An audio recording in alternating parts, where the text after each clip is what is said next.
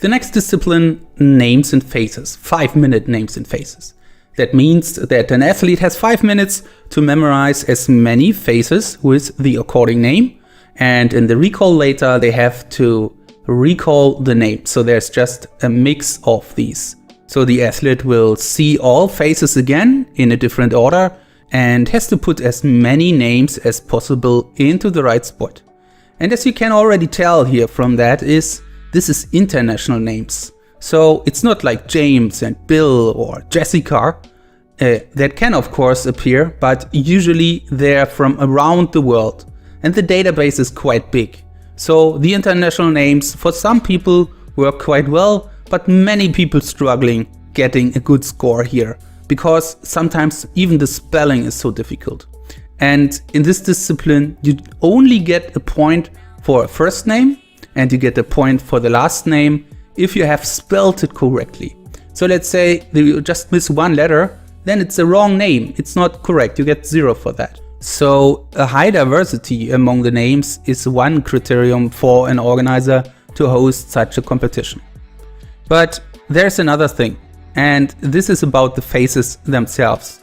The goal is to have also a high diversity among the faces.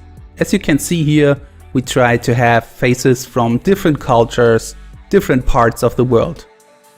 And now you might think that, of course, you can just use the internet, look up as many faces as you want and then just copy paste them. But this is of course not that easy, because you need royalty-free photos or you have to pay a lot of money for that. And since memory sports is still a growing sport, this is quite difficult. So in this competition, the organizers tried something different.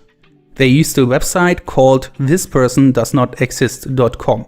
You can also look it up by yourself. And this is quite cool, because on this webpage, the artificial intelligence creates faces which does not exist. And sometimes these programs work very well.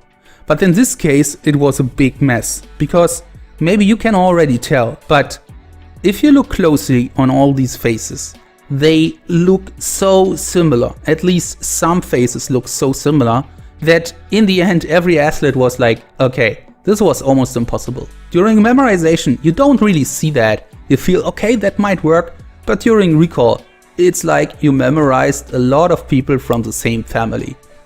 So this really threw people off in this competition. But of course, this can happen and was just bad luck. So even the winning score with 33 set by Andrea wasn't something so many people would cheer about. And if you wonder how they even memorize these international names, it's all about images. So you always try to create an image, even if the name is very difficult.